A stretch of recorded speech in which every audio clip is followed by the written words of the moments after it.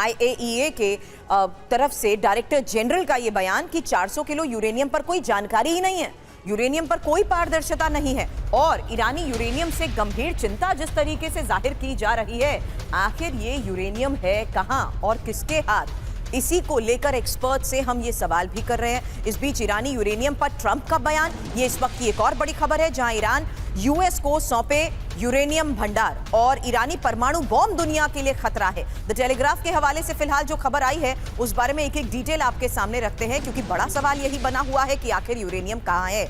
Iran जिस तरीके से दावा कर रहा है कि वो अभी भी परमाणु हथियार बना सकता है, ऐसे में यूरेनियम और ईरान का ये 400 किलो यूरेनियम है कहां, संभावनाओं के लिहाज से ये इंफॉर्मेशन अब आपके सामने रख रहे हैं, क्योंकि हमले में पूरी तरह तबाह, दूसरी संभावना समय रहते दूसरी जगह पर इसे शिफ्ट कर दिया गया, दूसरे देश में शिफ्ट कर दिया गया, और तीसरी संभावना ये कि ईरान ने इसे गायब कर दिया है, चौथी संभावना असुरक्षित हाथों में, जिस बात का जिक्र इस वक्त एक्सपर्ट भी कर रहे थे। लेकिन इस बीच मेरे साथ महेश सचदेव सर हैं, पूर्व राजदूत रहे हैं। महेश सचदेव सर, अब किसके हाथ में है, कहां पर सेफ रखा गया है? असुरक्षित हाथों में इसके आने की संभावनाओं को देखते हुए खतरा तो ऐसे में और ज्यादा बढ़ जाता है। जी सुरभि जी, ये बात जायज है और इसको कई परिप्रेक्ष्य में देखे जाने की जरूरत है। पहली बात तो ये है कि परमाणु अप्रसार संधि के अंतर्गत ईरान है, उसका सिग्नेटरी है, और ऐसा अगर इसको किसी और जगह स्थानांतरित करना है तो उस देश में भी को भी परमाणु अप्रसार संधि का सिग्नेटरी होना चाहिए।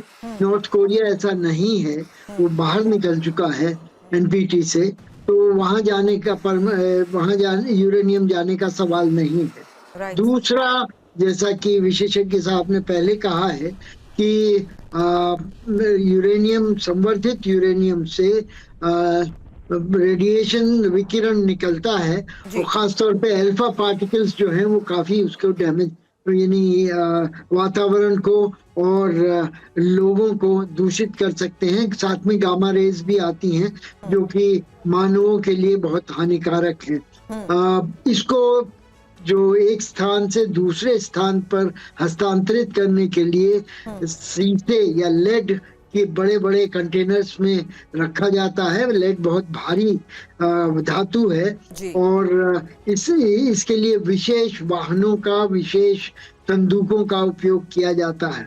तो ऐसा अगर किया गया है तो ईरान के पास सुरक्षित भंडारण की जगहें भी होंगी, क्योंकि अगर उन्होंने 400 किलो ऐसा संवर्धित परमाणु शक्ति वाला यूरेनियम बनाया है तो उसमें उन्होंने उसके भंडारण की जगह भी ढूंढी होगी। बिल्कुल सर, लेकिन जिस तरीके से न्यूक्लियर साइट्स को अटैक किया गया है सर, मैं आपको 2 मिनट के लिए रोक रही हूं, क्योंकि अब ईरान की इसी तैयारी को देखते हुए एक और बड़ी खबर भी सामने आई, जहां ईरान की ICBM बनाने की ये तैयारी और अमेरिका तक मार कर सकेगी ईरानी ICBM। अमेरिकी हमले से ईरान बौखलाया है। हालांकि ICBM निर्माण के लिए फाइनल स्टेप की तैयारी को लेकर ये खबर आई है, और जो बात अभी मैंने थोड़ी देर पहले कही, अमेरिका ने जिस तरीके से ईरान पर प्रहार करते हुए उसकी न्यूक्लियर साइट्स को तबाह कर दिया, ऐसे में माना यही जा रहा है कि ईरान का यही न्यूक्लियर प्रोजेक्ट अब 10 से 15 साल पीछे हो गया है। लेकिन 400 किलो यूरेनियम को लेकर जो रहस्य बना हुआ है और जो संभावनाएं हैं,